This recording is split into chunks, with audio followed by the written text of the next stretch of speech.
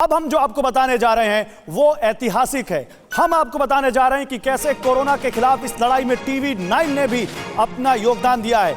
कैसे टीवी 9 भारतवर्ष के संवाददाता ने 3 महीने पहले कोरोना वैक्सीन के ट्रायल में हिस्सा लिया। 8 सितंबर और 10 अक्टूबर को 2 डोजेस में उन्होंने कोरोना वैक्सीन के ट्रायल में अपनी हिस्सेदारी निभाई। और इतना ही नहीं, आज जब अप्रूवल मिल गया है तो करीब 3 महीने हो रहे हैं इस बात को और पूरी तरह से स्वस्थ हैं हमारे संवाददाता कुमार कुंदन। वैक्सीन को लेकर अफवाहों पर ध्यान देने की जरूरत नहीं है, ये डीसीजीआई कह रहा है और ये लाइव सबूत आपके सामने। कहीं नहीं मिलेगा आपको ये सबूत जो टीवी 9 आपको दे रहा है। आपके सामने तस्वीरें, ये जिस शख्स को ये वैक्सीन लग रही है, ट्रायल दूसरे ट्रायल में ये जो वैक्सीन लग रही है, ये हमारे संवाददाता टीवी 9 के संवाददाता कुमार कुंदन है जो हेल्थ मिनिस्ट्री कवर करते हैं और एम्स, दिल्ली के एम्स में उन्होंने इस वैक्सीन को लिया। और आज उनका ट्वीट देखिए, जब वैक्सीन की पहली डोज एम्स में दी गई या 10 अक्टूबर को मुझे दिया गया, उससे 3 महीने हो चुके हैं।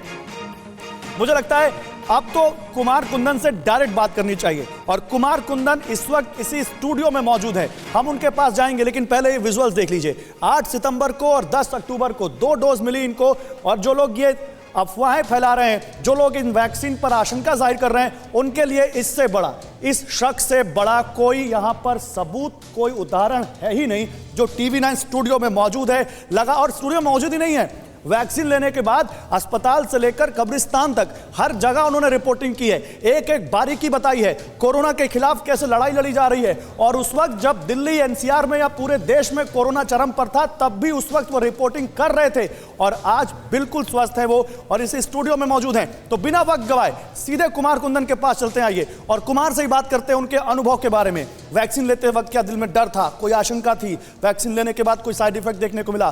कुमार, सबसे पहले आपके लिए तालियां। Thank you. आपने जो किया है वो बहुत कम लोग कर पाते हैं, लेकिन कुमार से बात करते हैं। कुमार, सबसे पहले तो अपने अनुभव के बारे में बताइए, क्योंकि आज वैक्सीन को अप्रूवल मिला है। आपकी तरह हम सब लोग इसका इंतजार कर रहे थे। आज जब अप्रूवल मिल गया है तो क्या मन में भाव आया? देखिए, आज जो अप्रूवल मिला है तो सबसे पहले तो एक खुशी है। खुशी इस बात की कि जिस काम के लिए आप आगे बढ़े वो काम आज सफल हुआ। सफल सिर्फ मेरे लिए नहीं हुआ, सफल ये पूरे देशवासियों के लिए हुआ। मैं सबसे पहले टीवी 9 भारतवर्ष का भी धन्यवाद करना चाहूँगा कि इतना बड़ा टास्क कोरोना को कवर करना, मिनिस्ट्री ऑफ हेल्थ को कवर करना, ये मुझे दिया गया और बाकायदा मैंने अपनी पूरी शिद्दत के साथ कवर की। और जब एम्स में ह्यूमन ट्रायल शुरू हुआ, यकीन मानिए ये बहुत ही मुश्किल फैसला था कि मैं ट्रायल के लिए जाऊँ या ना जाऊँ। कई तरह के विरोधाभास सारे लोगों के मन में थे कि वैक्सीन का ह्यूमन ट्रायल हो रहा है, कुछ भी हो सकता है, जो साइड इफेक्ट है उसका लेवल 4 भी हो सकता है, लेवल 3 भी हो सकता है, लेवल 2 भी हो सकता है, लेवल 1 भी हो सकता है। लेकिन इन सब के बीच मैं गया और मुझे एम्स के डॉक्टरों पर भी भरोसा था।